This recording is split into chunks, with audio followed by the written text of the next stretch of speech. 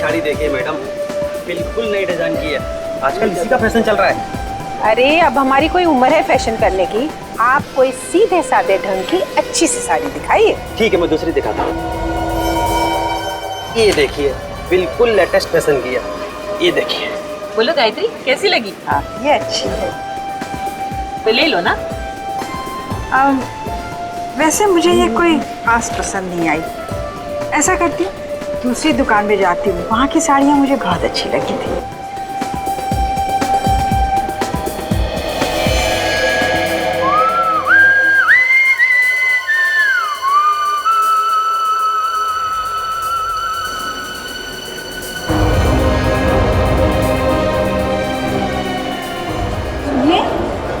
जरा रुकिए, सुनिए जरा रुकिए,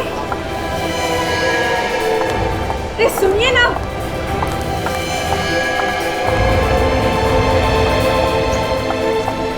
सुनिए सुनिए जरा, अरे रुकिए तो सही।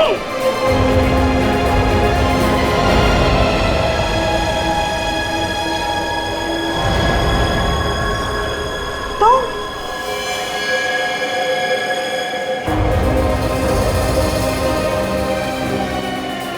गायत्री, गायत्री, गायत्री रुक जाओ, रुकिए रुकिए, गायत्री रुकिए रुकिए रुकिए, अरे अरे अरे अरे रुकिए, अरे उन्हें रोकिए ना, रोकिए ना, रोकिए। अरे वहाँ कोई नहीं है गायत्री, कोई नहीं है, कोई नहीं था वहाँ पर, कोई नहीं था। संभालो गायत्री, क्या हो गया तुम्हें? गायत्री, क्या जरूरत थी? मैं पूछती हूँ, आखिर क्या जरूरत थी मॉल में जाकर तमाशा करने की? शहर में सारे लोगों को पता चल गया है। ईशा बेटा, जरा आराम से बात करो। एक तो पहले से इतनी सहमी हुई है और ऊपर से तुम। मुझे मेरी सास के साथ किस तरह बात करनी चाहिए आपको मुझे सिखाने की बिल्कुल जरूरत नहीं है। ना आप उन्हें वहां ले जाती, ना ये सारा तमाशा होता। अच्छा, तो ये भी हमारी गलती है कि हम इन्हें साथ ले गए। चलो रीना, यहाँ रहकर और बेइज्जती नहीं करवानी है।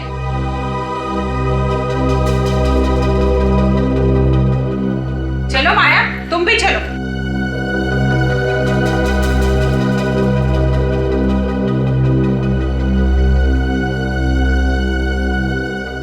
पता नहीं कैसी बहू है।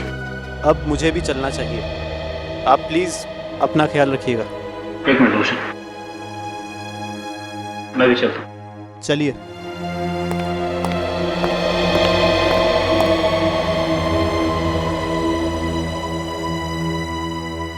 माँ, अब बताओ क्या हुआ था?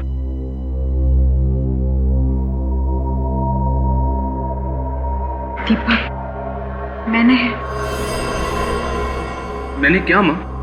बताओ प्लीज माँ।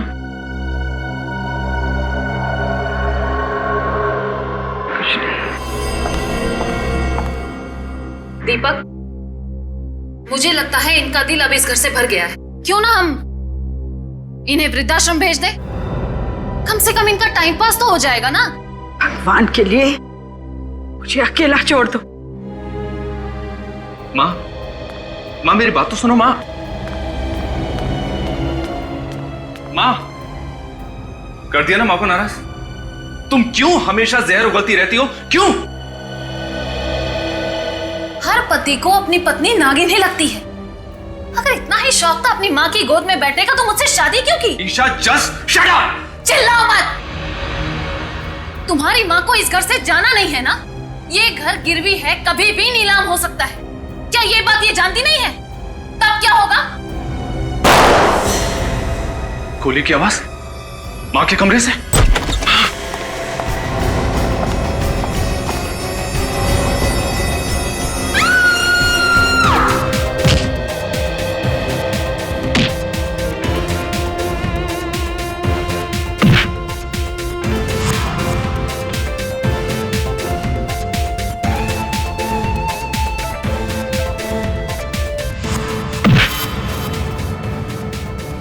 देखा निक, हाँ? हमेशा डिफेंस मत छोड़ना, अपने डिफेंस को एकदम स्ट्रांग रखो, एकदम स्ट्रांग। और दूसरी बात, जब तुम अटैक करते हो तो अटैक करते समय अपने मुक्के को अपने चेहरे के पास रखना, ऐसे, और यहां से अटैक करो, यहां से ऐसे, ताकि तुम अटैक भी कर सको और सामने वाले को मौका न मिले तुम्हारे चेहरे पे अटैक करने का। Okay sir. Come on, attack, come on, attack. Yeah, that's good. Sir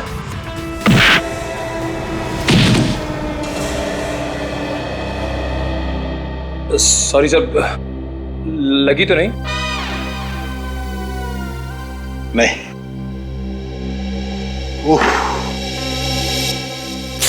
इससे एक सबक और मिलता है, कंसंट्रेशन बहुत जरूरी है। सर। 1 सेकंड के लिए मेरा ध्यान दरवाजे की तरफ गया और तुम्हारे मुक्के ने मुझे ढेर कर दिया।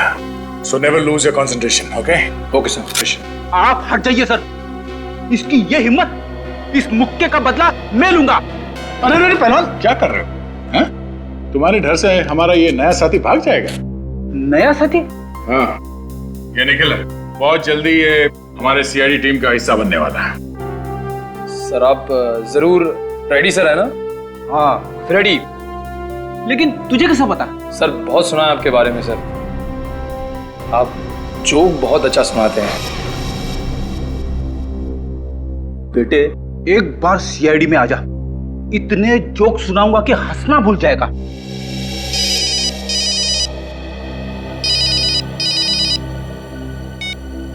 हेलो, हाँ, क्या, कहां पे? ठीक है, हम लोग अभी पहुंचते हैं वहां। चलो फ्रेडी, एक नया केस आया है। सर मैं भी चलूं?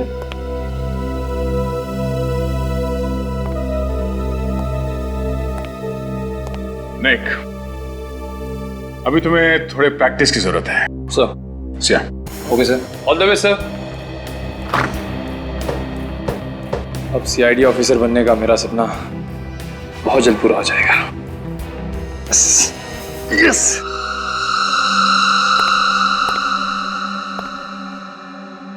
काफी खून बहा है। सर गायत्री जी को होश आ गया सर। गायत्री जी का घाव तो काफी छोटा है, ये खून उनका नहीं हो सकता।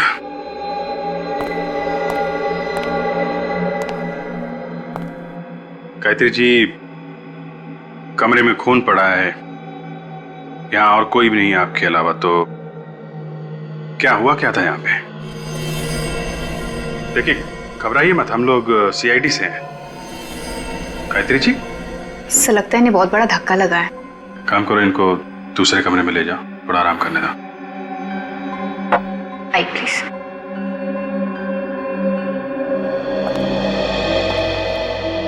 तो आप लोगों ने गोली चलने की आवाज सुनी और भागते भागते यहाँ पर आए?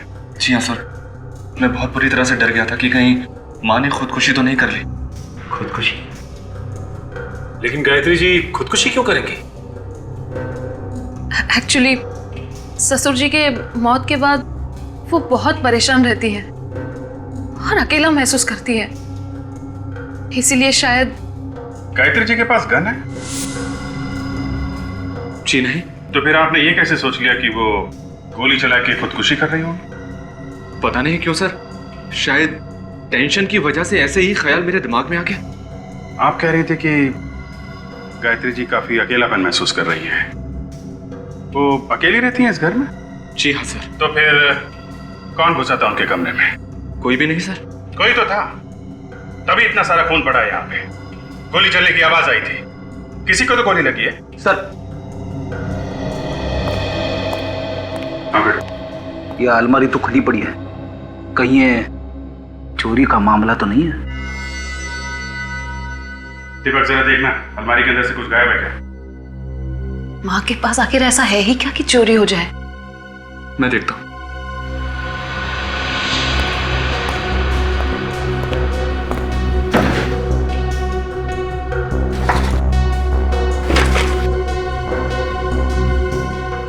सर ये कुछ पैसे, माँ का मंगलसूत्र और कपड़े वगैरह है बस। सर अगर ये चोरी का मामला है तो चोर ने ये पैसे और मंगलसूत्र यहाँ पे कैसे छोड़ दिए? ये तो पता करो, ये चोर भागा तो भागा कैसे है?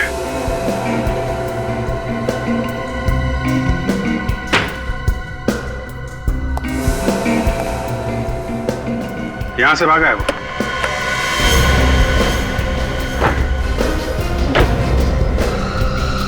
My God.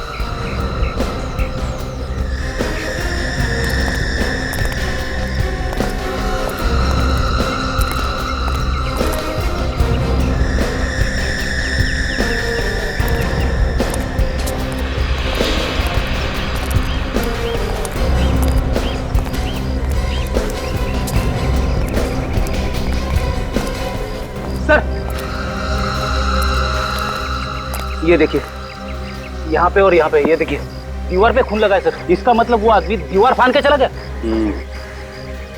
देखते हैं दीवार फांद के किधर गया है।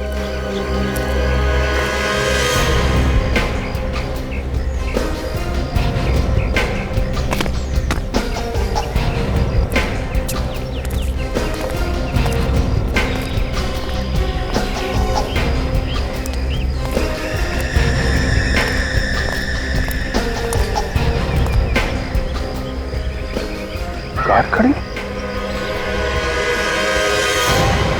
ओह माय गॉड, भयानक मौत। इसके चेहरे के तो चिथड़े उड़ गए। सर अगर मुंह के अंदर गन रखकर गोली चलाई जाए तो आदमी का ऐसा हाल हो सकता है, लेकिन सर इस हालत में आदमी यहाँ तक पहुंचेगा कैसे? तू तो सीने पे भी गोली मारी।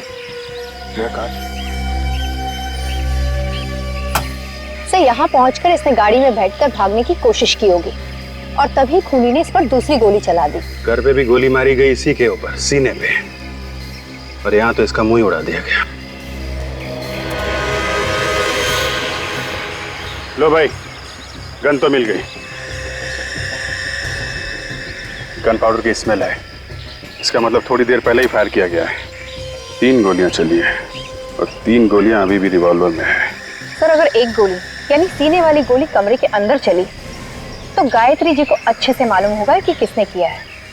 ठीक है, तो गायत्री जी से ही पूछ लेते हैं किसकी लाश है ये और खूनी कौन है। गायत्री जी, कमरे में गोली चली है तो आपने चलाई होगी ना, कमरे में तो कोई और था नहीं।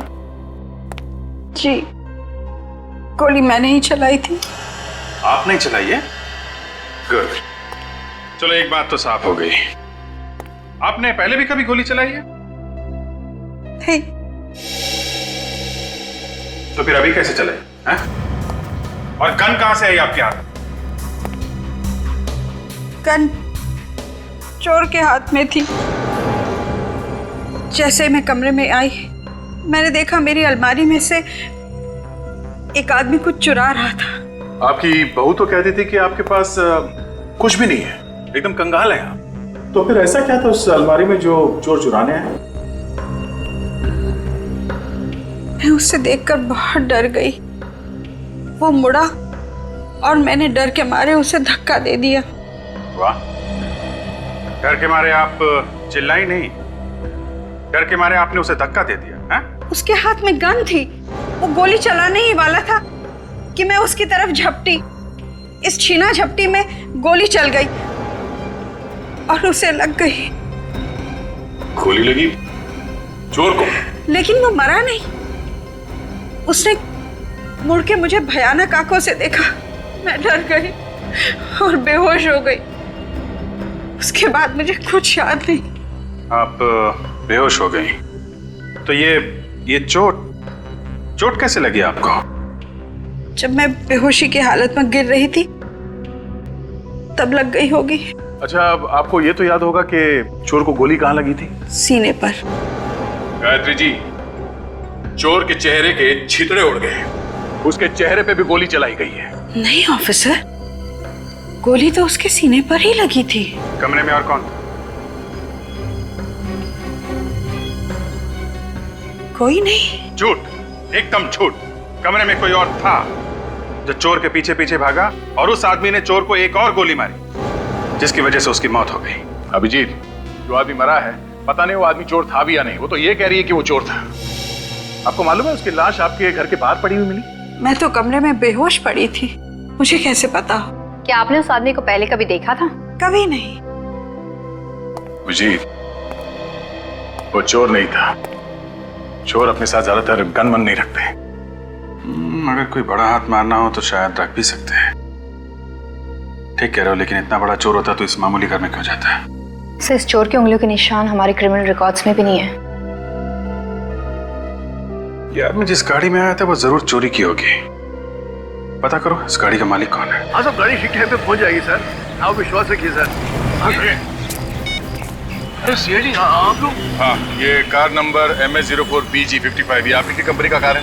हाँ सर, ये कल से गई है पर अभी तक वापस नहीं आई है। और आएगी भी नहीं। अरे ये क्या बात कर रहे हैं सर आप? ये कार लेके कौन गया था ये बताइए। ये कुणाल नाम का आदमी ले गया। इस कुणाल ने कोई पहचान पत्र तो दिया होगा, कोई आईडी, राशन कार्ड या ड्राइविंग लाइसेंस वगैरह? हाँ सर, आप 1 मिनट रुकिए, मैं लेकर आता हूँ प्लीज। बात समझ में नहीं आ रही। इस कुणाल ने यहाँ से किराए पे गाड़ी दी, वो भी चोरी करने के लिए। सर, ये राशन कार्ड दूर से पता चल रहा है राशन कार्ड नकली है। नकली है सर? हाँ। इसलिए अगर राशन कार्ड नकली है तो फिर इस पे लिखा हुआ एड्रेस भी नकली होगा। ये असली है या नकली, अब तो उस एड्रेस पे जाने के बाद ही पता चलेगा। डॉक्टर साहब, आपको कोई गलतफहमी तो नहीं हो रही है? अभिजीत, मैं जो बात बताता हूँ बात पक्की होने के बाद बताता हूँ। हवा में तीर नहीं चला था बस। नहीं, आज तारिका जी नहीं है ना, तो मुझे लगा शायद कहीं कोई छोटी मोटी गलती हो गई हो आपसे। काम की बात करें? हाँ बिल्कुल बिल्कुल। इस आदमी की मौत 2 गोलियां लगने से हुई है। 2 गोलियां। ये कौन सी बड़ी बात है? बड़ी बात यह है जनाब कि जो 2 गोलियां इस आदमी को लगी हैं वो 2 अलग अलग गन से चलाई गई हैं। दोनों गोलियां अलग अलग गन से चली है? जी हाँ, मैं बताता हूँ। ये देखो, ये .22 कैलिबर की गन से चली हुई गोली है जो मुझे इस आदमी के सीने में से मिली है।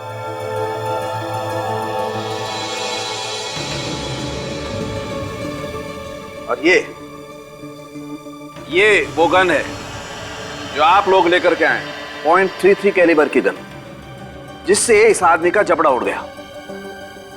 बड़ी अजीब बात है अभिजीत, किसी को मारने के लिए एक आदमी ने एक गोली एक गन से चलाई और फिर दूसरी गोली दूसरी गन से चलाई। क्यों? लेकिन सर, गोली तो इसे गायत्री ने मारी है। उन्होंने कहा कि इसे एक गोली मारी है उन्होंने, तो दूसरी गोली किसी दूसरे आदमी ने मारी हो। मतलब 2 खूनी।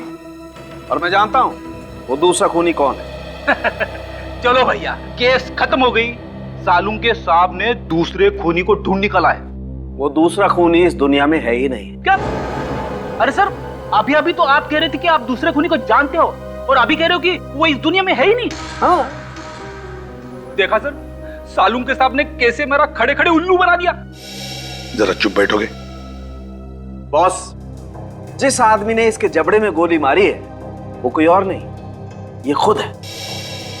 मतलब इसने खुदकुशी की है? ये तो पता नहीं कि खुदकुशी की है नहीं, लेकिन है बड़ी अजीब बात। एक गोली लगी जिससे जान बचाने के लिए बाहर की तरफ भागा और खुद ने अपने जबड़े में गोली मार ली। मुझे इस गन पर से इसकी उंगलियों के निशान मिले हैं। इसने अपने ऊपर गोली मुंह के अंदर से चलाई? हाँ काजल, ऐसे।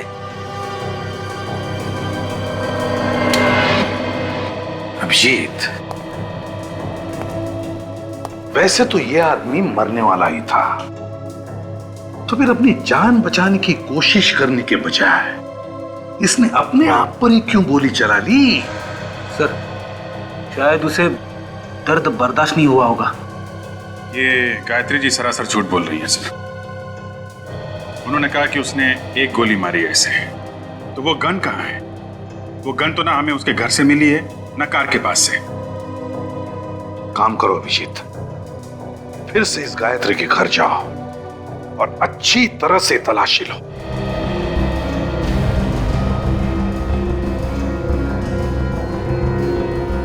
सासू माँ ने जब कबूल कर ही लिया है कि खून उन्हीं के हाथों से हुआ है, तो फिर सोचने की बात ही क्या है? आप उन्हें गिरफ्तार क्यों नहीं कर लेते? बार बार हमसे क्यों सवाल पूछे जा रहे हैं? जब खून हुआ तब आप सब लोग यहाँ पे थे। यहाँ पे क्या हुआ आप सबको मालूम है। असली खूनी का पकड़ा जाना बहुत जरूरी है, और जब तक वो नहीं मिल जाता तब तक। मतलब कि खून गायत्री जी ने नहीं किया? अगर खून गायत्री जी ने किया होता तो वो गन कहाँ है जिससे उन्होंने चोर के सीने पे गोली मारी है, वो अभी तक नहीं मिली है। ईशा, तुम तो हमें बता रही कि गायत्री जी के पास चुराने के लिए ऐसी कोई खास चीज नहीं है। हाँ, ये सच है कि उनके पास ऐसी कोई चीज नहीं है। फिर भी अभी तक पता नहीं चला कि चोर यहाँ पर चुराने क्या आया था। यही तो मुझे समझ में नहीं आ रहा सर, आखिर वो इस घर में आया क्यों था? सर, आप रेडी? ये देखिए सर।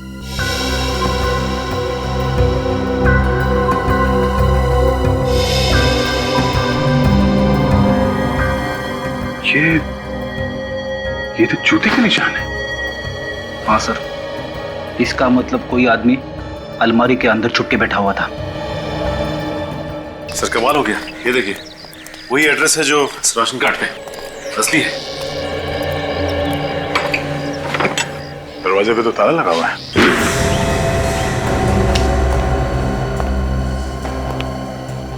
घर तो एकदम खाली है, इसका सामान भी नहीं है यहाँ पे तो।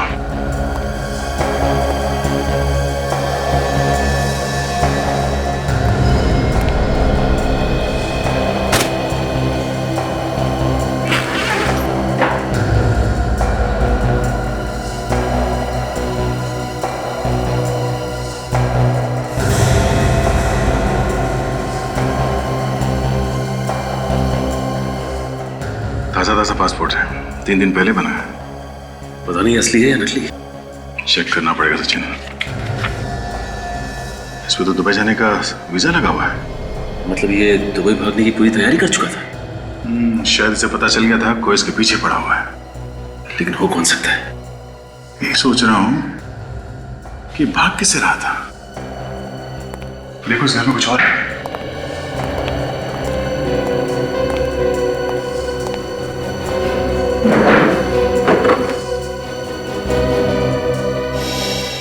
सर क्या चक्कर है ये देखिए सर, गायत्री जी के घर वालों की फोटोग्राफ्स।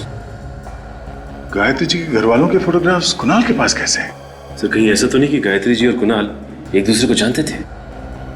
एक दूसरे को जानते थे तो फिर गायत्री जी ने इसके बारे में हमें बताया क्यों नहीं? आपने हमसे झूठ क्यों बोला है? मैंने कोई झूठ नहीं बोला। आपने कहा था इस गन से जो गोली चली है वो चोर की छाती में जाके लगी, कहा था ना? हाँ, कहा था। जबकि सच ये है, इस गन से गोली निकली है वो चोर के चेहरे पे जाके लगी है, उसकी छाती पे नहीं। क्या? जी हाँ। तो वो गन कहाँ है जिससे आपने गोली चलाई? कहाँ है वो गन? क्योंकि आपकी गन से अगर गोली चलती और चोर के चेहरे पे जाके लगती तो वहीं गिर जाता, भागता नहीं वहां से। ये गन हमें चोर के लाश के पास से मिली है, आपके घर से नहीं। तो वो गन कहाँ है जिससे आपने गोली चलाई? कहाँ है वो गन? मुझे नहीं मालूम। मैंने कहा ना, मैं बेहोश हो गई थी। झूठ बोल रही हैं आप किसी को बचाने की कोशिश कर रही हैं मैडम। अभी पता चल जाएगा। ये गन उठाइए, पकड़िए इसे और गोली चलाइए उधर। पकड़िए, पकड़िए, चलाइए गोली, चलाइए गोली, चलाइए।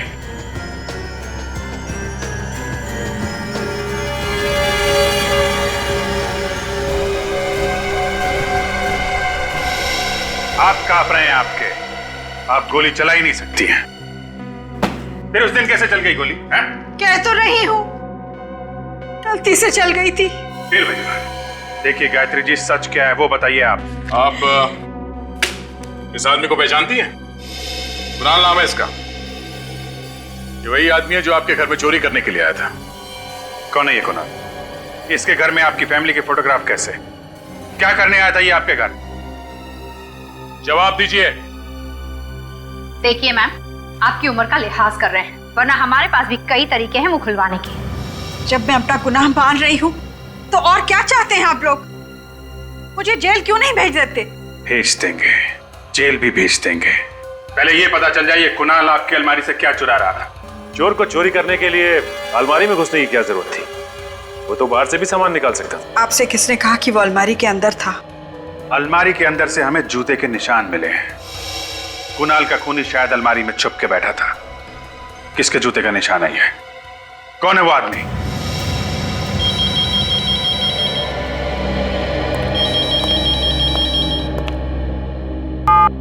हेलो, क्या ब्यूरो में किसी का फोन टैप हो रहा है? हाँ हाँ, फोन टैप हो? किसका? किसका फोन टैप हो रहा है? नंबर क्या है?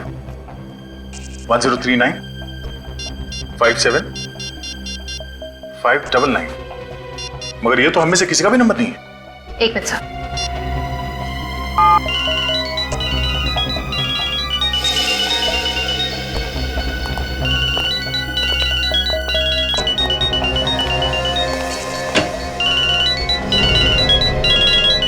ओहो, गायत्री जी आप हैं? आपका फोन टैप हो रहा है? आपका मोबाइल फोन कौन टैप कर रहा है? मैं कैसे बता सकती हूँ, मैं तो खुद ही हैरान हूँ कि मेरा मोबाइल कौन टैप कर रहा है। वही तो, आखिर ऐसा कौन सा राज है जो आप फोन पे बताने वाली है? कोई राज नहीं है, पूरी सच्चाई आपके सामने है। सच्चाई क्या है बहुत जल्द पता लग जाएगा। सचिन, एक काम करो, पता करो किसका काम है, कौन कर रहा है ये फोन की टैपिंग।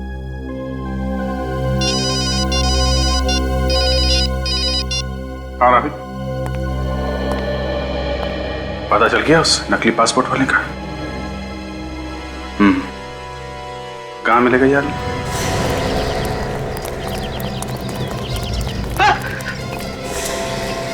नकली पासपोर्ट क्यों बना है?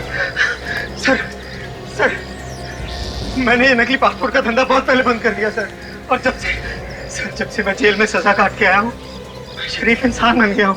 ये नकली पासपोर्ट क्यों बनाया? मैंने बताया ना साहब, मैं शरीफ इंसान बन गया हूँ। बहुत दर्द हो रहा सर। जितना पूछा जाए उसका जवाब दे, समझा? ये संगीत किसी और को सुनाना। बताता हूँ सर, बताता हूँ। नकली पासपोर्ट तूने बनाया? हाँ सर, ये पासपोर्ट मैंने ही बनाया था सर। किसके लिए बनाया तुमने? क्या नाम है उसका? कुणाल नाम है सर उसका। असली नाम बता। असली नाम तो याद नहीं आ रहा सर। याद नहीं आ रहा? जितनी बाकरी याददाश्त तुझे धोखा देगी, ऐसे तेरा सर टकराता रहेगा। भाग। उसका असली नाम मोहित है सर। मोहित? कहाँ रहता है ये मोहित? ये तो नहीं मालूम सर। नहीं मालूम? नहीं। सर मैं वाकई कुछ नहीं जानता सर। सर सिर्फ इतना जानता हूँ कि मैं वो बीच फाइनेंस कंपनी में काम करता है सर। कौन सी कंपनी? बीच फाइनेंस कंपनी सर। अच्छा हुआ, बड़ी जल्दी याद आ गया, नाम भी और कंपनी भी।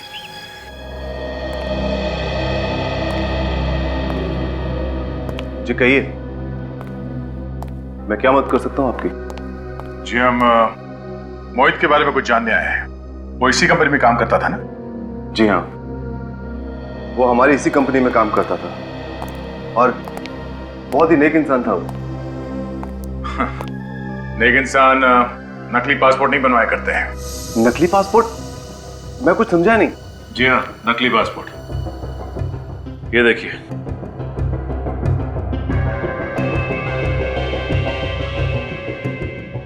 कुणाल?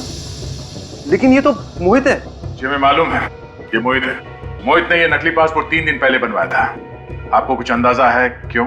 आप ये क्या बात कर रहे हैं? मोहित को मरे हुए तो 4 महीने हो चुके हैं। क्या? मोहित 4 महीने पहले मर चुका है? जी हाँ, एक रोड एक्सीडेंट में उसकी मौत हो गई थी। सर ये चक्कर क्या है? मोहित पहले मर गया, फिर कुणाल बनकर जिंदा हुआ और फिर उसकी मौत हो गई। सर मुझे कुछ समझ में नहीं आ रहा है। आप जरा इस मोहित का एड्रेस देना है। जी।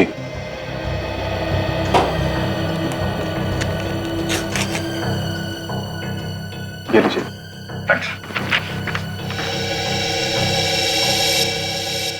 ये मोहित का एड्रेस है? जी। Are you sure? जी हाँ, लेकिन आप इतना चौंक क्यों रहे हैं? My God.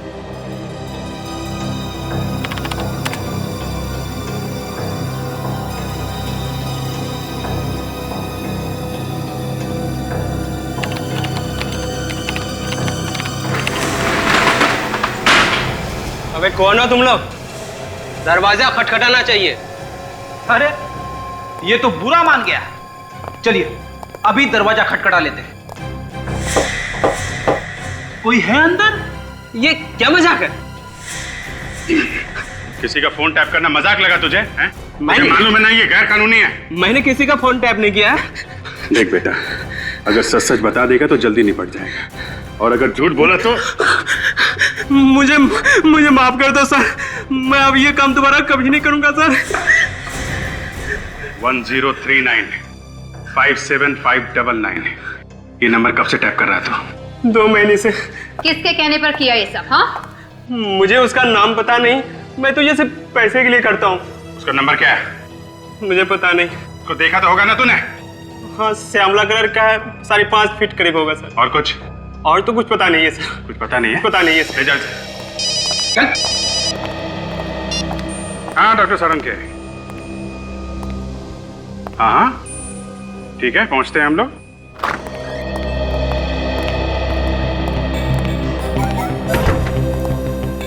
मुंह सुजा के क्यों बैठा सारंग के? हैं? बॉस, मैंने तय कर लिया है, मैं ये नौकरी छोड़ रहा हूं, ये काम मुझसे नहीं होगा। अच्छा, मतलब तू ऐश करेगा? काम कौन करेगा? इधर खूनी को कौन पकड़ेगा? है ना, आप लोग है ना। अरे हम लोग तो हैं डॉक्टर साहब, हमारी छोड़ो। आप क्या संन्यास लेने वाले हो?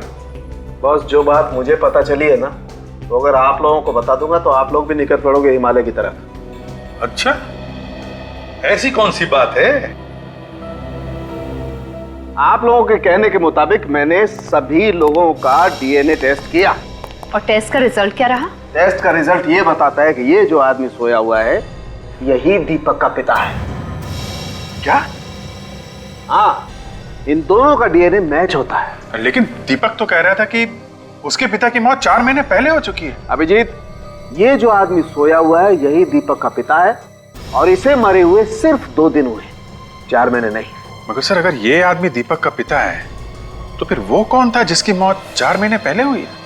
सर, मेरा तो दिमाग चकरा रहा है। 2 गन, 2 खूनी और अब 2 बाप। पिता सिर्फ एक ही होता है, सिर्फ एक। और अगर इस आदमी का डीएनए दीपक के डीएनए के साथ मैच हो रहा है तो इसका सिर्फ एक ही मतलब है कि दीपक का यही पिता है।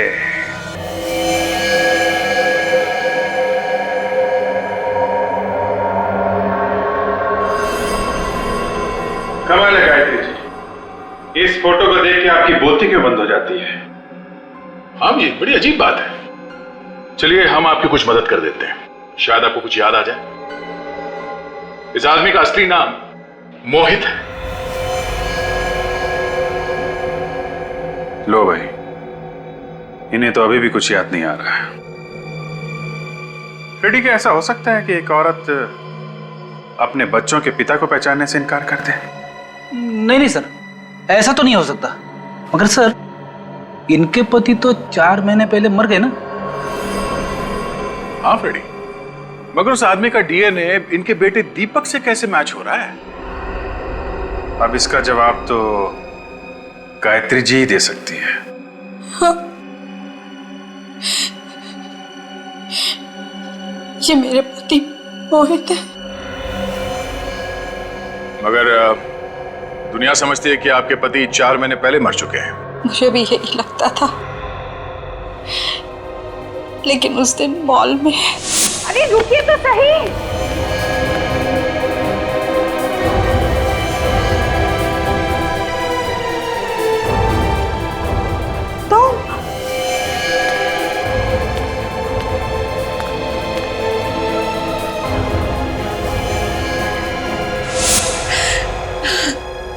फिर क्या हुआ? मुझे उनका फोन आया और उन्होंने अपने जिंदा होने की बात किसी से कहने से मना कर दिया। क्यों? यही तो मैंने भी उससे पूछा। उन्होंने कहा कि वो मुझसे मिलने आएंगे और सब कुछ बता देंगे। फिर? उस वक्त मेरे बहू बेटे वहां थे। मैं चाहती थी उनके होते हुए वो नहीं आएंगे, इसलिए मैं अपने कमरे में चली गई।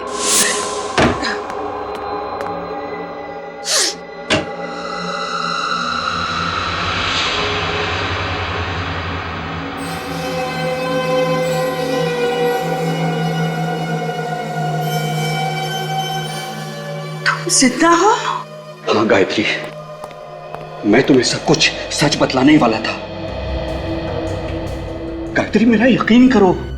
जो इंसान अपनी बीवी को धोखा दे सकता है उसका यकीन करो।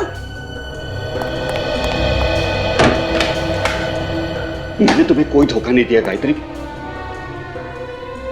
4 महीने से विधवा की जिंदगी बिता रही हूं। आप जिंदा होते हुए भी घर वापस नहीं लौटे और आप कह रहे हैं कोई धोखा नहीं दिया। मैंने जो कुछ भी किया ना, हम सबकी जिंदगी सुधारने के लिए किया है। कैसे? आपके मरने से हमारी जिंदगी कैसे सुधर सकती है? सुधर जाएगी। 2 दिन के बाद तुम्हें 1 करोड़ रुपए मिलेंगे। 1 करोड़ रुपए? कौन देगा 1 करोड़ रुपए? इंश्योरेंस कंपनी वाले। इंश्योरेंस कंपनी वाले? हाँ। वो क्यों देंगे 1 करोड़? मैंने एक इंश्योरेंस करवाया है कि अगर मेरी मौत किसी एक्सीडेंट में हो जाती है तो मेरे परिवार को 1 करोड़ रुपए मिलेंगे। जरा सोचो गायत्री, 1 करोड़ रुपए में तुम क्या नहीं कर सकती हो। हमारी बेटी की शादी हो सकती है, दीपक अपना बिजनेस शुरू कर सकता है। आपने हमारी खुशी के लिए इतनी बड़ी कुर्बानी दी। तुम सबकी खुशी मेरी खुशी है। अब मैं दुबई जा रहा हूं, वहीं रहूंगा। अगर मुझे किसी ने यहां पर जिंदा देख लिया तो बड़ी मुसीबत में आ जाऊंगा मैं।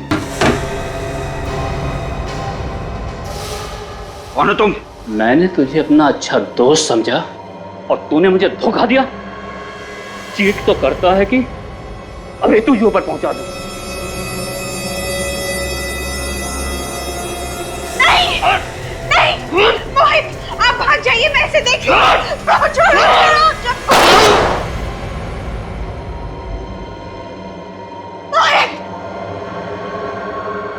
तूने क्या किया? तेरे वजह से गोली चल गई। उसके बाद क्या हुआ मुझे कुछ नहीं पता। तो ये सारा खेल इंश्योरेंस के पैसों के लिए खेला गया है। इसीलिए मैंने आपको मोहित के बारे में कुछ नहीं बताया,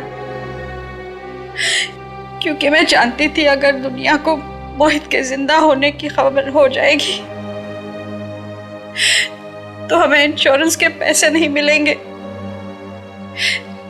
जो हम अपनी बेटी की शादी में खर्च करना चाहते थे। हमने जो कुछ किया बस अपने परिवार की खुशियों के लिए किया। अब जरा मुझे फांसी लगा दीजिए, वैसे मेरा अब इस दुनिया में है ही कौन। फांसी आपको नहीं, खूनी को चढ़ाएंगे। आप ये बताइए कि वो आदमी कौन था जो अलमारी में बैठा था, जिसने गोली चलाई मोहित पे? मैं नहीं जानती। उसने मास्क पहन रखा था। फिर भी कुछ तो याद होगा, उसकी चाल ढाल से, उसकी कद काठी से। कुछ याद है आपको उसके बारे में? वो आदमी ये जरूर कह रहा था कि मोहित ने उन्हें धोखा दिया है, उनके साथ विश्वासघात हुआ है। तो फिर ऐसे किसी आदमी के बारे में बताइए जिसे मोहित ने धोखा दिया हो। मैं ऐसे किसी आदमी को नहीं जानती।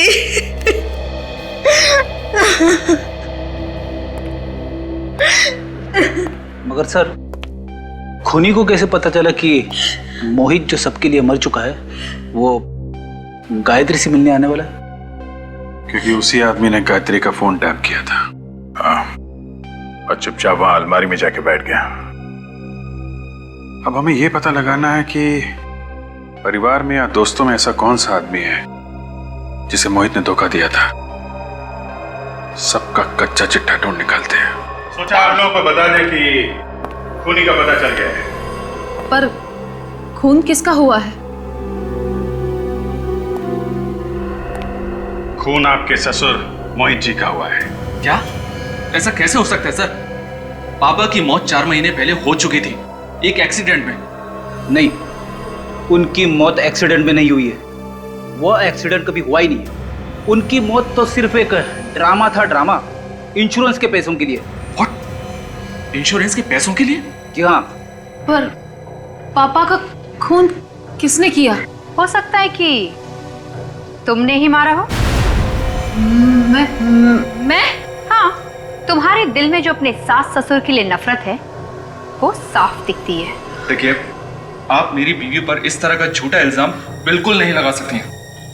तो आप पे लगा देते। आपने अपने पापा से पैसे मांगे थे बिजनेस शुरू करने के लिए। हाँ, मांगे थे। और जब उन्होंने पैसे देने से इनकार कर दिया तो आप लोग ये घर छोड़ के चले गए, अलग रहने लगे। हाँ तो ठीक है ना सर, इसमें कौन सी बहुत बड़ी बात हो गई? झगड़े तो हर घर में होते रहते हैं, लेकिन इसका ये मतलब तो नहीं कि बेटा बाप का खून ही कर दे। हाँ, ये बात तो है। रोशन जी, आपको तो कभी यकीन हुआ नहीं ना कि मोहित जी की मौत हो चुकी है? क्योंकि उनकी लाश का पता ही नहीं चला, फिर कैसे यकीन होता? हाँ, ये बात तो है, ये बात तो है। जब तक लाश ना मिल जाए तब तक यकीन नहीं करना चाहिए, क्यों मन? जी बिल्कुल। तो फिर बिना लाश देखे आप मोहित के घर वालों को इंश्योरेंस का पैसा दिलवाने के लिए राजी कैसे हो गए? इंश्योरेंस? हाँ, आप तो उसी इंश्योरेंस कंपनी में काम करते हैं ना जहां से मोहित जी ने 1 करोड़ रुपए का इंश्योरेंस कराया था। देखिए, मोहित मेरा दोस्त था, मैंने सोचा परिवार की थोड़ी मदद हो जाएगी उसकी मौत के बाद, दैट्स ऑल। और जब आपको पता चला कि मोहित मरा नहीं है तो आपको बड़ा धक्का लगा कि आपके सबसे अच्छे दोस्त ने आपके साथ विश्वासघात क्यों किया? ये आप क्या कह रहे हैं? मैं बिल्कुल ठीक कह रहा हूं। ये धोखा आपसे बर्दाश्त नहीं हुआ, आप बदले की आग में जलने लगे और मौका पाते ही आपने मोहित का खून कर दिया। बोलिए, किया है कि नहीं? नहीं, बिल्कुल नहीं। भाभी जी, आप देखिए ना, आप कुछ बोलिए, ये क्या कह रहे हैं? उमंग जी, आपने कभी कार्ड्स का कोई गेम खेला है? कार्ड्स? आपका मतलब ताश? हाँ, ताश।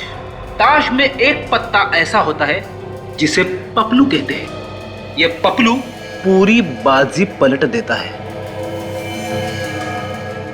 आज यहाँ हमारे पास भी एक ऐसा पपलू है जो आप सबके सामने सब कुछ उल्टा पुल्टा कर देगा।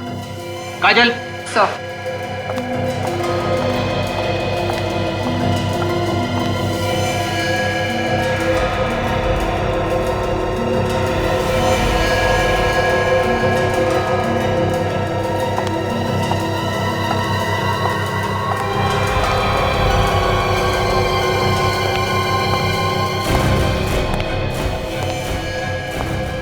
सूरज, तुम? अरे वाह, बड़ी जल्दी पहचान लिया।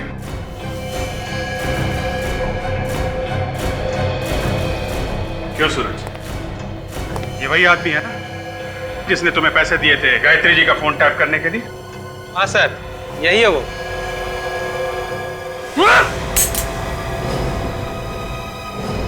अरे अरे अरे उमंग जी, आप इतनी मेहनत क्यों कर रहे हैं? इस गन की गोलियां तो मेरे पास है। कौन जा रहा है? एक बार सीआईडी के हाथ गर्दन पे पड़ गए ना, फिर उसे कोई नहीं छुड़ा सकता। हाँ, मोहित का खून मेरे ही हाथों हुआ था, पर मैं उसे मारने के लिए नहीं किया था। मैं तो सिर्फ सच जानना चाहता था। और इसीलिए तुमने गायत्री जी का फोन टैप करवाया? हाँ, क्योंकि मोहित को इंश्योरेंस कराए हुए 1 साल भी नहीं हुआ था, और इस तरह अचानक उसकी मौत हो जाना एक्सीडेंट में, मुझे शक हो गया कि कहीं ये बहुत बड़ा प्लान तो नहीं है। और इसी प्लान को जानने के लिए तुम अलमारी में जाके बैठ गए। लेकिन सर, ये तो हमारे सामने रोशन के साथ घर से बाहर चले गए थे। नहीं, ये मेरे साथ बाहर नहीं गए, इन्होंने बहाना बना दिया कि इन्हें गायत्री जी से बहुत जरूरी बात करनी है। हाँ, और इस तरह मैं वापस घर के अंदर पहुंच गया।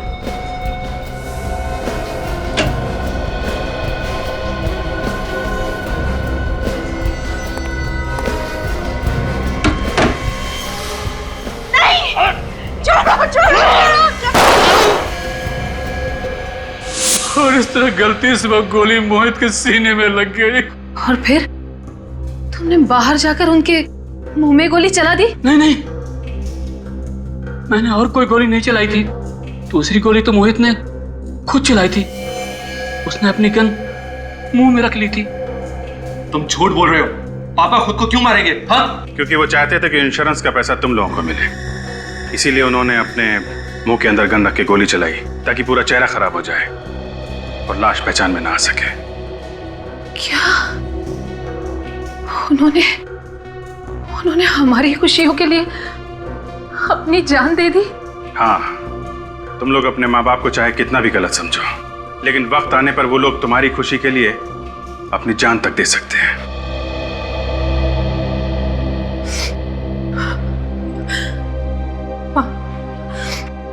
मुझे माफ कर दीजिए। आज तक मैंने कभी आपसे ठीक से बात नहीं की। मुझे माफ कर दीजिए। बेटा,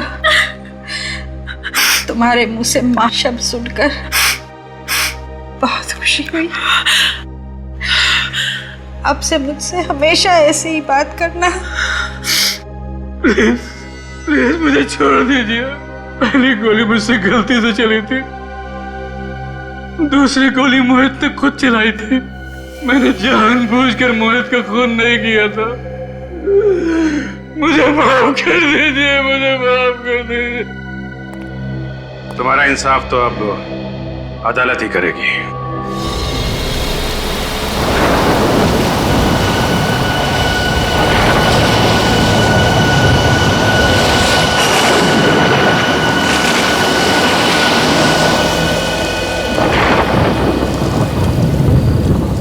अभिजीत, ये गगन अब तक आया कैसे नहीं?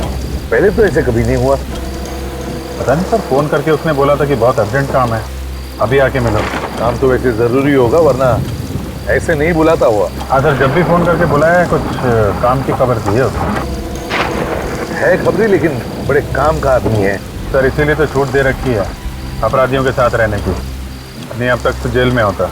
यहीं पे बुलाया है ना उसने? हाँ सर, यही जगह बताई थी। ज़्यादातर इसी जगह पे आके मिलता है हमसे।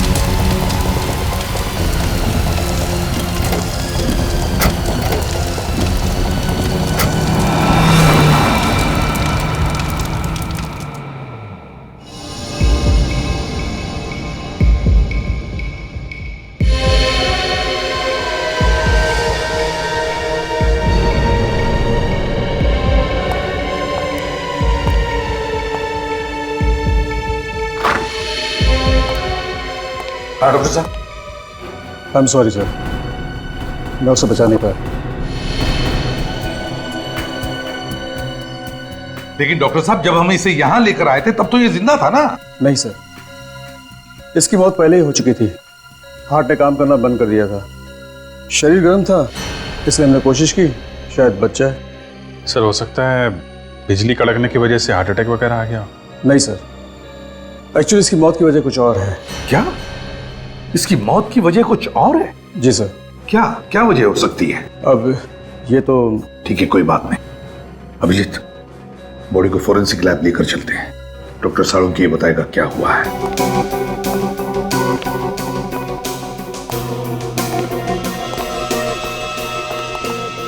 सर अगर आसमान से बिजली इसके ऊपर गिरती तो इसके सिर्फ हाथ और पैर ही क्यों जलते? इसका तो पूरा का पूरा शरीर जल जाना चाहिए था ना। बिल्कुल तारिका, बड़े बड़े पेड़, बड़ी बड़ी बिल्डिंगें जल जाती हैं। इस आदमी का तो नामो निशान मिट जाना चाहिए था। साळुंके, बिजली हमारी आंखों के सामने सामने गिरी इस पर, जलकर ये बेचारा बेहोश हो गया था। नहीं बॉस, अगर आसमान से गिरी हुई बिजली का करंट इसे लगता तो आप लोग इसकी लाश लेकर के नहीं आते, इसकी राख लेकर के आते। ऐश। मगर साळुंके, बिजली का झटका तो लगा है इसे। हाँ, करंट तो लगा। ये कौन सी वाली बिजली है सर? ये किसकी आवाज? सर मैं बोला। इनकी तारीफ? सर सॉरी सर, मैं मुझे पहले बता देना चाहिए था। ये निखिल है, इंस्पेक्टर निखिल, सीआईडी में नया है। ओ, नया इंस्पेक्टर है। तो ये लैब में पहले ही दिन इसके चेहरे पर मुस्कुराहट क्यों, और वो भी एसीपी प्रद्युमन के सामने? तुम्हें मालूम है एसीपी प्रद्युमन के सामने अगर हंसना हो तो दीवार की तरफ मुंह करके सिर्फ 2 सेकंड के लिए हंस सकते हो, सिर्फ। अरे सीख जाएगा सर, उनके साहब सीख जाएगा। क्या भाई, तुम्हें मालूम नहीं था? नहीं सर, सॉरी सर। क्या सॉरी सर? सर उनके साहब के सामने हमारी नाक कटा दिया। सर मैं तो बस एक मिनट बच्चे, जब 2 सीनियर बात कर रहे हो ना तो बीच में अपनी चोंच नहीं डालनी चाहिए। बच्चा है सर, माफ कर दो। जल्दी से माफी मांग लेना, वरना सालून के साहब ये केस छोड़ के भाग जाएंगे। मैं जब जब यहाँ पे आता हूँ मुंह को ताला लगा के आता हूँ।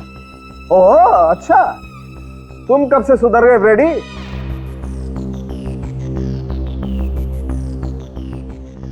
सॉरी सर, आगे से गलती नहीं होगी। हाँ तो सालुंखे। हाँ तो मैं ये बता रहा था बॉस कि जिस तरीके से इसके हाथ और पैर जले हुए हैं उससे लगता है कि इसे 250 वोल्ट की बिजली का करंट लगा है। अगर सालुंखे करंट लगा तो लगा कैसे? वहां पर तो कोई तार या कोई केबल भी टूटा हुआ नहीं था, बस सिर्फ एक बिजली का खंबा था। सालुंखे साहब, इसने हमारे सामने बाइक पोल पे लगाई, उसी समय बिजली कड़की और फिर हमने देखा ये जलने लगा, और इसकी बाइक भी। उस पोल में करंट होगा अभिजीत, तभी तो जैसे ही बाइक पोल से चिपकी उस पे करंट आ गया। मगर सर बाइक का टायर कैसे जल सकता है? टायर तो रबर का बना होता है, और रबर में तो करंट पास नहीं होता। ये तुमसे किसने कहा है? देखो, अगर हाई वोल्टेज करंट हो और अर्थिंग मिल जाए तो बॉस रबर के टायर में भी करंट पास हो सकता है। और वैसे भी अलग अलग किस्म के रबर होते हैं, है ना सालुंखे? जैसे स्टील बेल्ट रबर या कार्बन रबर। एग्जैक्टली। और कई बार तो ऐसा होता है कि हाई वोल्टेज करंट की वजह से इन रबर में आग भी लग सकती है। और देखो, टायर में तो स्टील के वायर भी होते हैं, तो हो सकता है स्टील के वायर के थ्रू करंट पास हो गया। अब ये तो एक बार फिर से उस बिजली के खंबे के पास जाकर के छानबीन करनी होगी। इलेक्ट्रिक सप्लाई डिपार्टमेंट के लोगों को भी वहां बुला लो।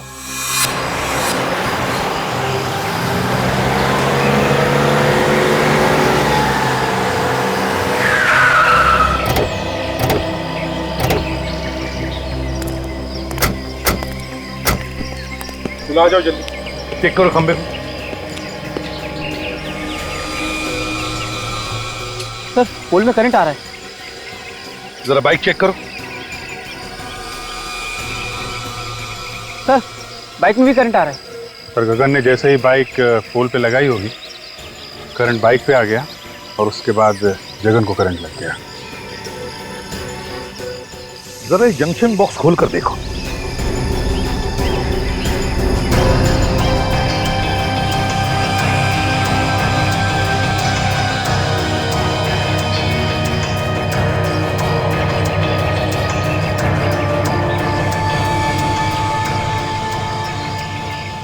सर ये देखिए, बाइक का स्टैंड खराब है, इसीलिए गगन ने बाइक को खंबे को लगा के रखा होगा। सर ये देखिए, ये वायर कटे हुए हैं और पोल से जुड़े हुए हैं सर। इसका मतलब है कि जानबूझ के काटा है, और ये खून है सर। खूनी जानता था कि ये गगन हम लोगों से हमेशा यहीं आके मिलता है। अभिजीत, खूनी ये भी जानता था कि गगन की बाइक का स्टैंड खराब है, और फिर गगन इसी खंबे पे आके अपनी बाइक लगाता था जब वो हमें मिलने आता था। हो सकता है सर, शायद खूनी अच्छी तरीके से जानता हो गगन को।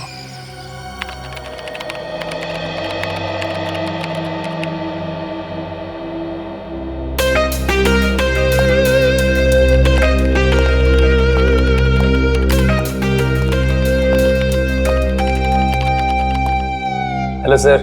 हेलो निखिल, तुम अभी नए हो, अभी तुमने फ्रेडी का कमाल देखा ही कहां है। ये लोग अगर सारा केस मेरे ऊपर छोड़ दे तो इस केस को मैं ऐसे चुटकियों में सॉल्व कर दूं, चुटकियों में। सर वैसे भी मैंने आपके बारे में बहुत कुछ सुना है सर। अच्छा, फिर तो तुमने ये भी सुना होगा कि दयासुर को दरवाजा तोड़ना मैंने ही सिखाया है।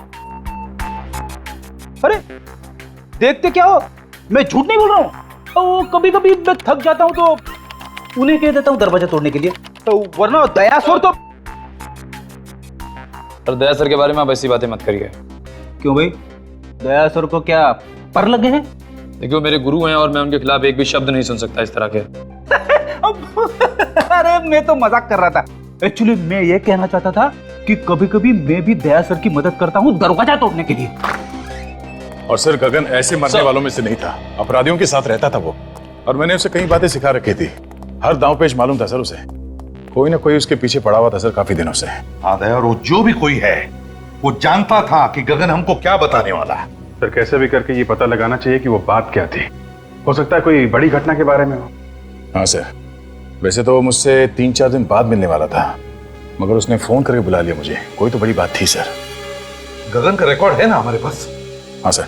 बस तो देखो किन किन लोगों को जानता था, उन्हीं से हमें पता चलेगा। सर उसके परिवार वालों से भी पूछताछ करते हैं। हाँ भैया, परिवार वालों से भी पूछताछ करो, उसके फोन रिकॉर्ड चेक करो, देखो वो किस किस से बात करता था, किस किस से मिलता था। जैसे भी हो हमें पता लगाना ही चाहिए कि यह किसका काम है।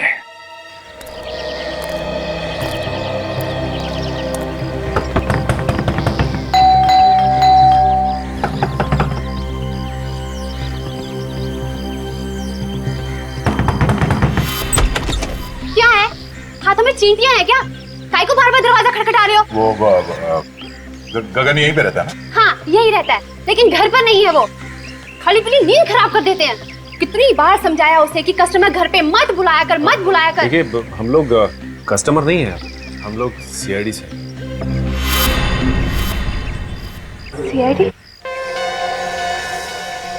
साहब आइए ना, आइए साहब।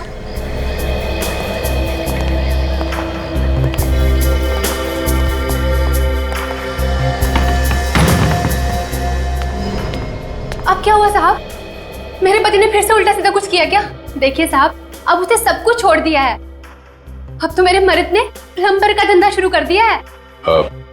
हमें मालूम है। तो फिर क्या हुआ साहब? देखिए आपके पति ने तो कुछ नहीं किया। तो फिर वो बताइए ना, क्या किया मेरे मर्द ने? आपके पति की मौत हो गई, किसी ने खून कर दिया उसका।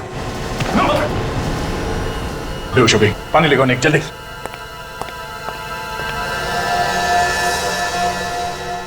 सदमा बर्दाश्त नहीं कर पाई बेचारी।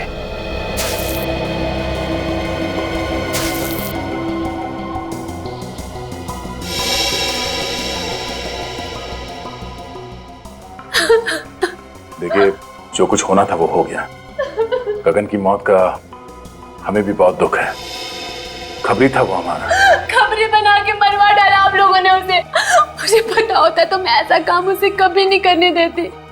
सीआईडी की मदद करना कोई गुनाह नहीं है। आप हमें ये बताइए कि कोई दुश्मन था गगन का? मेरे पति ने हमेशा सबका भला किया है। जिसके पास पैसे नहीं होते थे मुफ्त में काम कर देते थे उसका। ऐसे भले इंसान का कोई दुश्मन कैसे हो सकता है साहब? देखिए कोई ना कोई तो उसका दुश्मन जरूर था जो उसके पीछे लगा हुआ था। मतलब उसको कैसे पता चलता कि वो हमसे मिलने वाला था? देखिए अगर आपको मालूम है तो आप बता दीजिए, वरना वो दुश्मन आपके लिए भी खतरनाक हो सकता है। मैंने कहा ना ऑफिसर, उनका कोई दुश्मन नहीं हो सकता। अच्छा, आप पिछले कुछ दिनों में कोई मिलने आया था उसे? देखिए प्लीज आराम से सोच के बताइए। कोई ऐसा आदमी उससे मिलने के लिए आता था जिस पे आपको शक हो? नहीं साहब, घर पे तो कोई नहीं आया था, लेकिन हाँ गगन कैरम क्लब जाते थे और पिछले 5-6 दिन पहले जब वो कैरम क्लब गए और वहां से लौटने के बाद कुछ टेंशन में लगे मुझे। टेंशन? किस बात की टेंशन थी उसे? मैंने पूछा उनसे कि क्या हुआ, मुझे बताइए, लेकिन उन्होंने कुछ नहीं बताया। बस कहा कि टेंशन है, बहुत जल्द सीआईडी से मिलना पड़ेगा। ये कैरम क्लब कहाँ पर है? हाँ जी हाँ जी, ये गगन के नाम से ही फोन है। मिल गया रिकॉर्ड? हाँ तो आप मेल कर दीजिए ना। या थैंक यू वेरी मच। जरा मेल चेक करना, उन लोगों ने गगन के फोन का रिकॉर्ड हम लोगों को मेल किया है। देखते हैं किसका किसका फोन आया था और किसे फोन किया था इसने। मेल आ गया सर। हाँ ओपन करो देखो।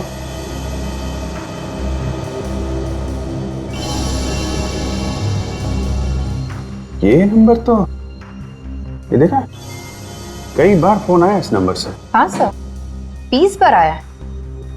20 बार? हाँ दया, क्या खबर?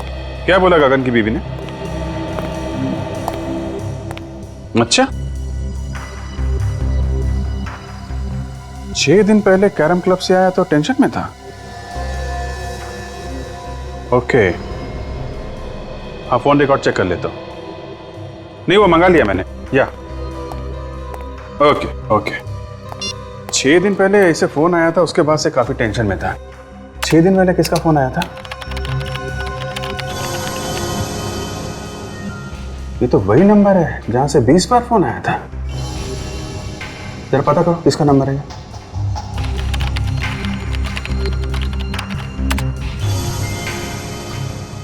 सर ये एसटी पुलिस स्टेशन का नंबर है।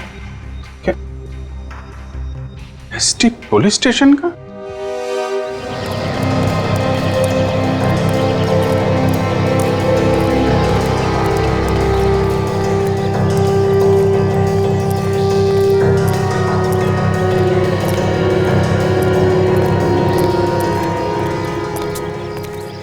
भाई, अरे रामू, बता था आप लोगों को, हम लोग यहाँ खेलने के लिए नहीं आए। एक खिलाड़ी के बारे में कुछ जानकारी लेनी है। किस खिलाड़ी के बारे में पूछना है सर?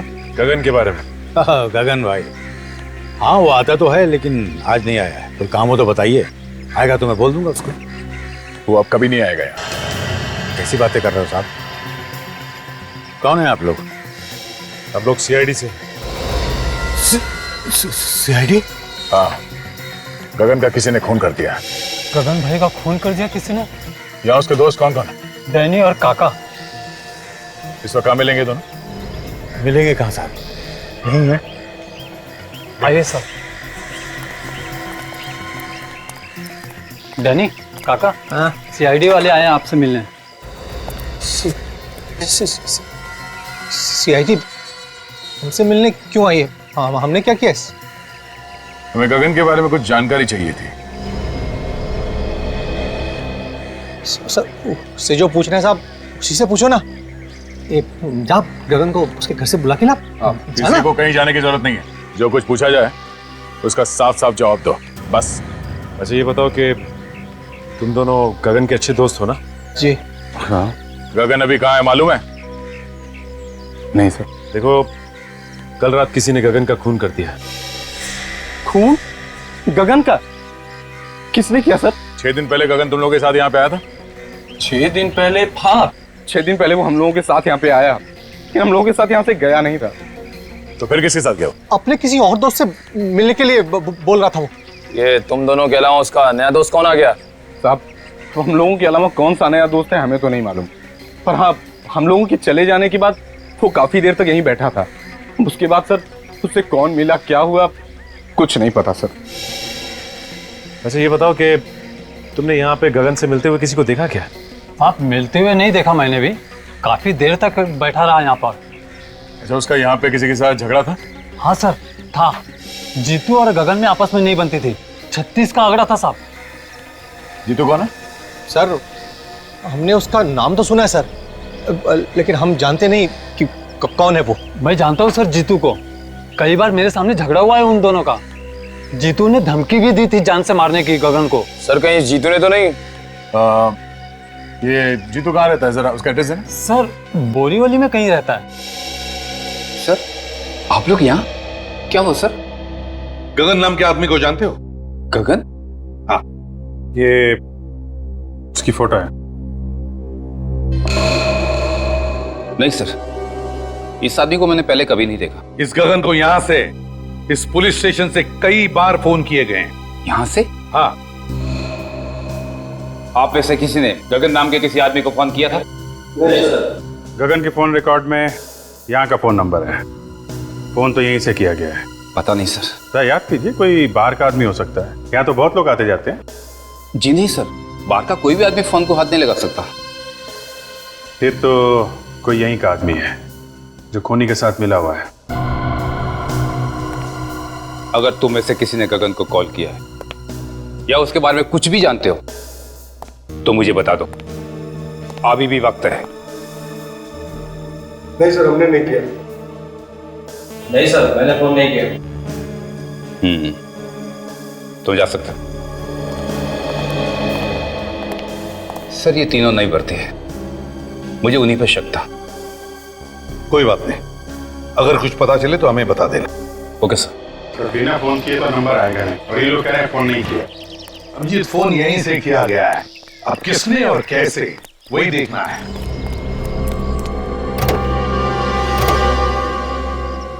सर, हाँ सर, लगता है पता चल गया कि फोन कहाँ से किया गया है। अच्छा, कहाँ से? वो देखिए सर, ये जंक्शन बॉक्स पुलिस स्टेशन के बिल्कुल पास में है। हो सकता है यहाँ से कुछ छेड़छाड़ की गई हो। हाँ जी, काम करो, टेलीफोन वालों को बुलाओ, पता चलेगा किसने क्या किया है यहाँ इस जंक्शन बॉक्स से। सर,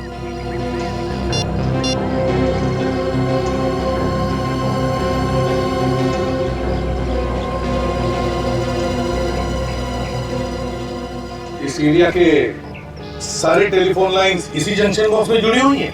हाँ सर। जरा पुलिस स्टेशन की लाइन चेक करो, देखो किसने कुछ छेड़छाड़ किया है क्या।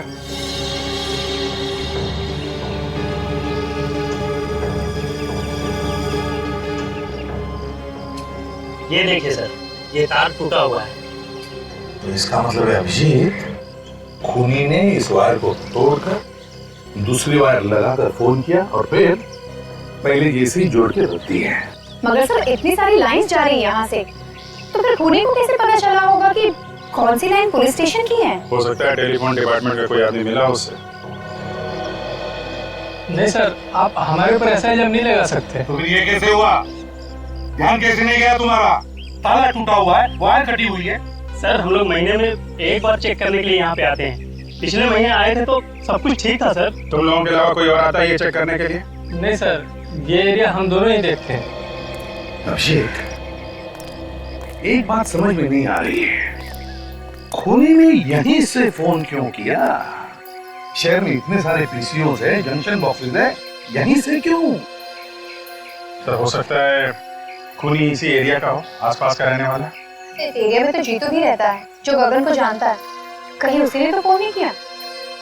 काजल, ये जीतू गगन को सिर्फ जानता नहीं है, बल्कि उसने उसे जान से मारने की धमकी भी दी है। जान से मारने की। जीतू से मिलना पड़ेगा अभिजीत।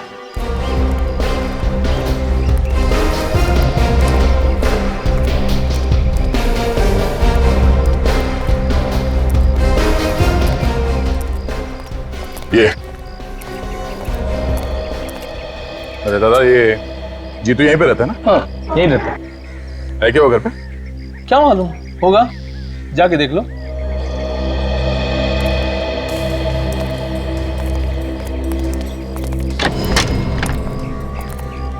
जीतू।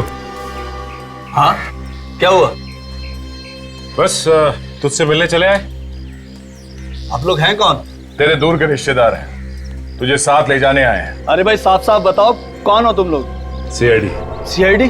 हाँ। गगन का खून क्यों किया तुमने? क्या गगन का खून हो गया? अब ये एक्टिंग वैक्टिंग खत्म हो गई हो तो आगे बढ़े। हाँ, क्यों मारा गगन को? सर मैं गगन को क्यों मारूंगा? मेरी उससे क्या दुश्मनी है? तेरा झगड़ा हुआ था ना उसके साथ कैरम क्लब में। सर, जब मैं किसी कैरम क्लब गया ही नहीं तो झगड़े का तो सवाल ही नहीं उठता ना। ये गगन जहाँ पे रहता है उसके घर के पास में नुक्कड़ पे एक कैरम क्लब है, कुछ याद आया तुम्हें? नुक्कड़ पे कैरम क्लब?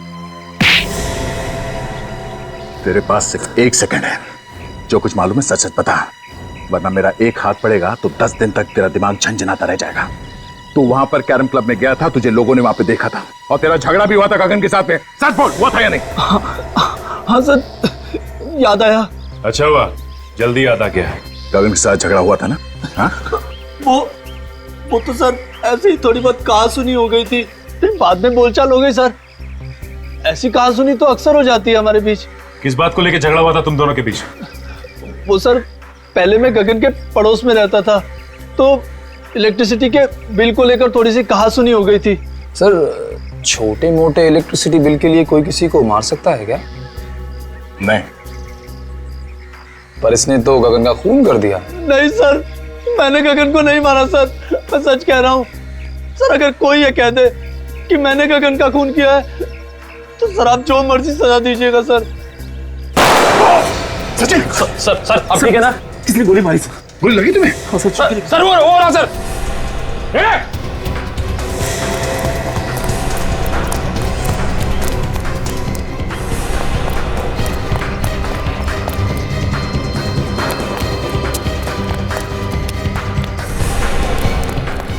देखो तुम यहां से जाओ।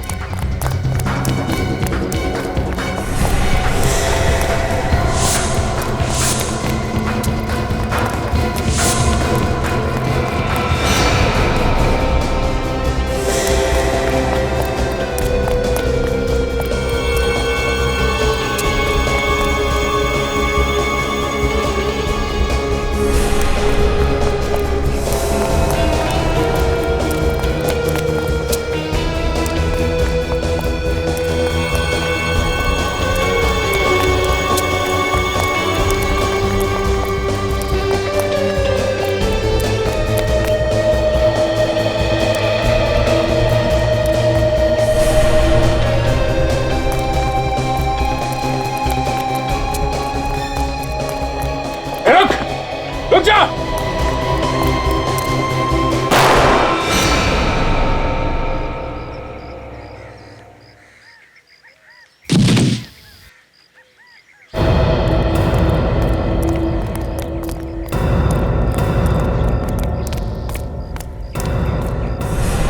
पलटो इसे।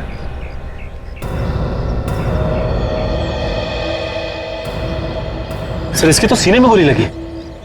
सीने में गोली लगी है? मगर मैंने तो इसके पैर पे गोली चलाई थी, वो भी पीछे से। इसके सीने में गोली कैसे लगी?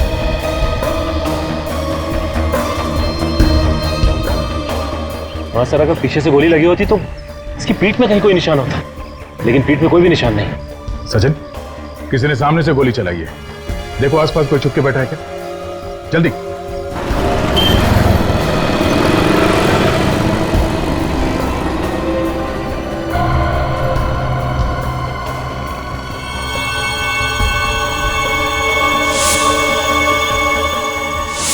कैरम क्लब का नौकर? कैरम क्लब का नौकर जीतू को क्यों मारना चाहता था? जीतू, गगन और नौकर, 3 लोग। तीनों में से जीतू और गगन के बीच में झगड़ा हुआ जिसमें गगन मारा गया। फिर नौकर ने जीतू को मारने की कोशिश की और खुद मर गया। लेकिन समझ में नहीं आ रहा कि इन 3 लोगों में चक्कर क्या है। सर ऐसा लगता है इनके पीछे कोई चौथा आदमी भी है जिसने नौकर से जीतू पे हमला करवाया। मगर नौकर फेल हो गया तो पकड़े जाने के डर से उसने नौकर को भी मार दिया। मगर सर उसे पता कैसे चला कि हम लोग जीतू के घर जाने वाले हैं? वही तो या ये जो भी आदमी है जो ये सब करवा रहा है वही हमारे हर कदम पे नजर रखे हुए है। और वो जानता है कि जीतू उसके बारे में सब कुछ जानता है और इसीलिए उसने उसे मारने की कोशिश भी की। सर अगर जीतू को मालूम होता तो हमें बता देता। काफी डरा हुआ था सर वो। सर एक बात समझ में नहीं आई, किस नौकर ने जीतू पर हमला हम लोगों के सामने ही क्यों किया? हमारे वहां पहुंचने से पहले और वहां से निकलने के बाद भी तो कर सकता था। यह भी तो हो सकता है कि उस नौकर को तुम लोगों को मारने के लिए भेजा होगा। सर अगर हम लोगों को मारने के लिए भेजा था तो दोबारा हमला करने से पहले 10 बार सोचेगा, लेकिन अगर जीतू को मारने के लिए भेजा था तो दोबारा हमला कर सकता है। सर गगन को खुरी ने फोन किया था पुलिस स्टेशन के जंक्शन बॉक्स से ताकि शक जीतू पे जाए। एक काम करो, ये नौकर जहां पर नौकरी करता था उस कैरम क्लब के मालिक को जाकर के मिलो और जरा प्यार से पूछो उससे, पता लगाओ कौन कौन मिलने आता था उस नौकर को। Yes sir.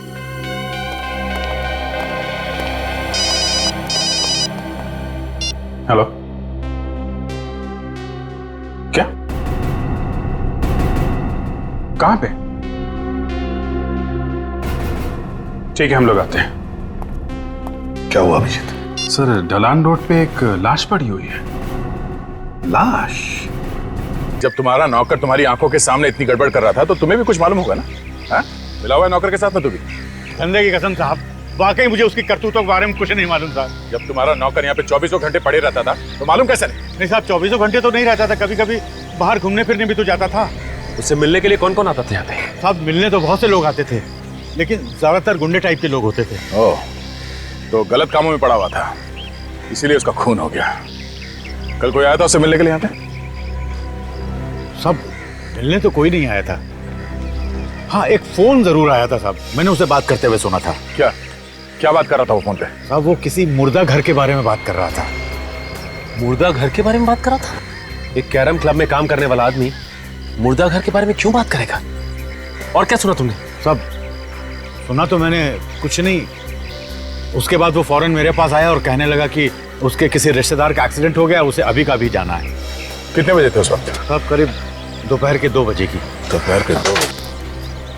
यहाँ आसपास के एरिया में जितने मुर्दा घर हैं उन सब में जाके इस नौकर का फोटो दिखा दिखा के पूछते हैं, कोई ना कोई सुराग जरूर मिलेगा। चलो।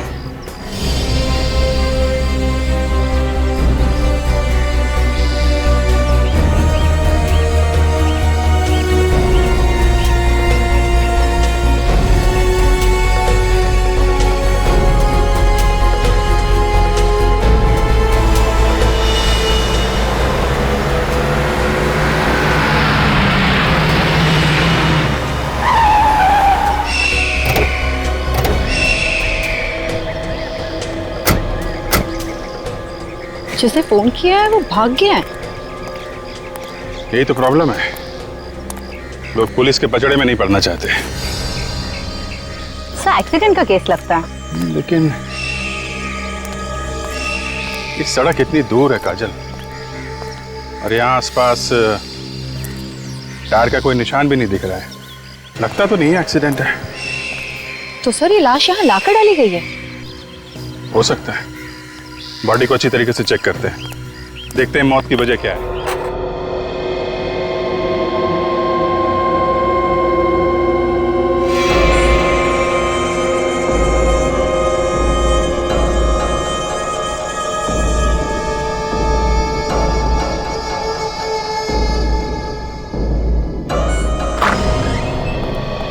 सर।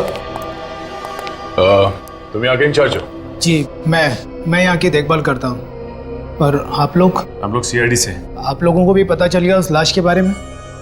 लाश के बारे में? हाँ, आप उसी लाश के बारे में पूछताछ करने आए ना, जो चोरी हो गई। चोरी हो गई थी? हाँ, चोरी हो गई थी, उसी के बारे में। साहब मेरा विश्वास करो साहब, मुझे पता नहीं साहब वो अचानक लाश कैसे गायब हो गई। लोग झूठ बोल रहे हैं साहब कि लाश मैंने चुराई है।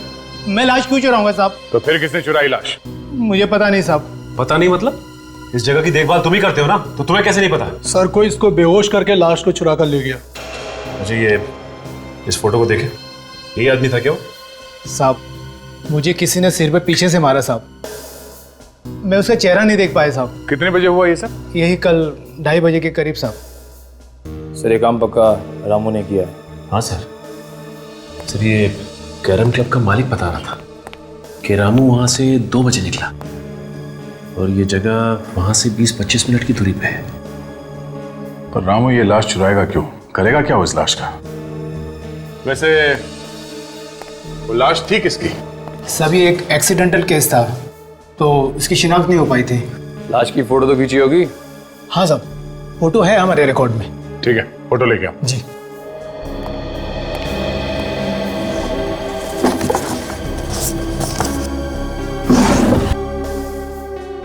सभी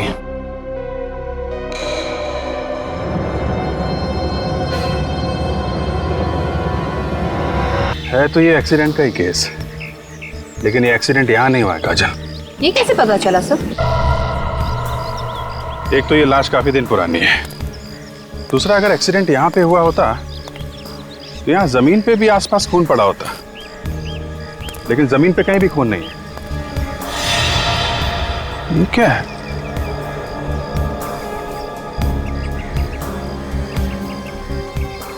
अंगूठे में धागा?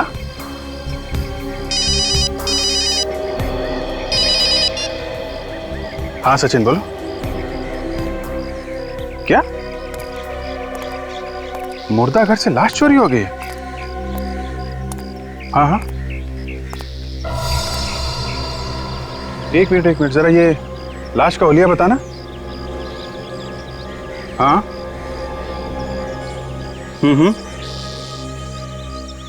यार जैसा हुलिया तुम बता रहे हो वैसी लाश हमारे सामने पड़ी हुई है और इसके पैर पे धागा बंधा हुआ है, वो जो मुर्दा घर में बांधते हैं ना पैर पे नंबरिंग के लिए, वैसा ही। हाँ एक्सीडेंट की लाश है।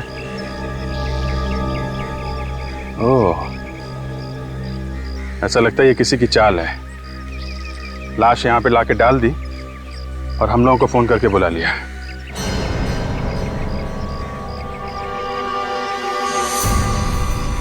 हेलो हेलो अभिजीत साहब। हे मोबाइल।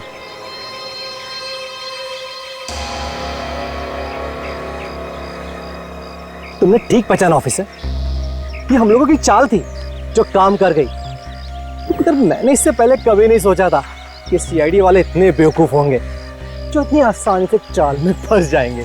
फोन कट गया तो फिर से लगाओ ना, फिर से ट्राई करो, नेटवर्क का कुछ प्रॉब्लम हो सकता है। सर अब तो नंबर स्विच ऑफ आ रहा है। मोबाइल स्विच ऑफ है। सीआईडी वालों के कान में खुजली करेगा, मालूम है अंजाम क्या होगा?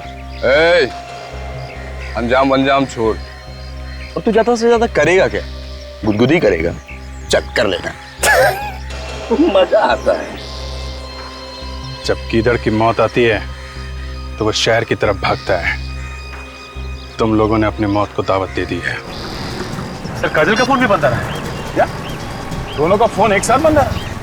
ये कुछ और ही चक्कर लगता है। अभिजीत सर भी कह रहे थे कि इन सब के पीछे कोई चाल है। सर कहीं अभिजीत सर और काजल की जान खतरे में तो नहीं है? निखिल, सीआईडी ऑफिसर्स की जान हमेशा ही खतरे में होती है। हिलना नहीं ऑफिसर, वरना गोली चल जाएगी। दे ना।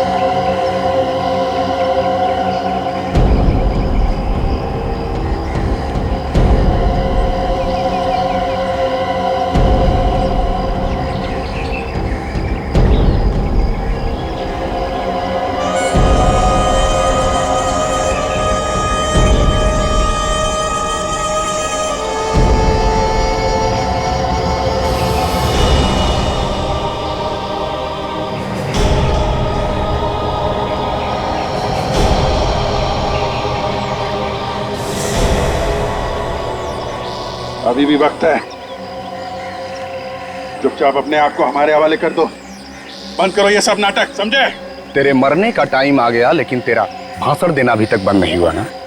ऊपर जब ऊपर जाएगा ना तू, तो वहां तुझे बहुत सारे चोर लुटेरे मिलेंगे, उन्हें ही बैठकर सुनाते रहना अपनी ये कहानियां। हमें मारना क्यों चाहते हो? क्योंकि जब तुम दोनों को तड़प तड़प कर मरता हुआ देखूंगा, तुम्हारे अंदर जो बदले की आग है ना, वो शांत होगी। बदला? कैसा बदला? हाँ, तुम लोगों ने मेरे भाई को फांसी के तख्ते पे चढ़ा दिया और हम कुछ भी नहीं कर सके। कौन था तुम्हारा भाई? जग्या। जग्या तुम्हारा भाई था? हाँ, वही जग्या जिसका नाम सुनकर तुम्हारे पैर कांपने लगते हैं। न जाने कितने लोगों के घर उजाड़े हैं उसने, न जाने कितने बच्चों को अनाथ किया है। उसे फांसी नहीं होती तो क्या होती? फांसी से बढ़कर अगर कोई सजा होगी ना, वो मिलनी चाहिए थी उसे। दूंगा, उससे भी बड़ी सजा दूंगा। हाँ। ये जब चील कौए तुम दोनों को नोच नोच कर खाएंगे ना, तुम दोनों को ऐसी मौत मारूंगा कि आने वाले कई साल तक सीआईडी वाले इस बात को चाह कर भी भूल नहीं पाएंगे। इस गड्ढे में पड़े चिल्लाते रहना और अपनी मौत को आते देखते रहना। हिम्मत से काम ना कर जाए। सीआईडी ऑफिसर की जिंदगी में कदम कदम पे मौत है, मौत से क्या घबराना। हम लोग जब सुबह घर से निकलते हैं तो मालूम थोड़ी होता है कि घर वापस लौटेंगे कि नहीं। हिम्मत से काम लो। काट रस्सी।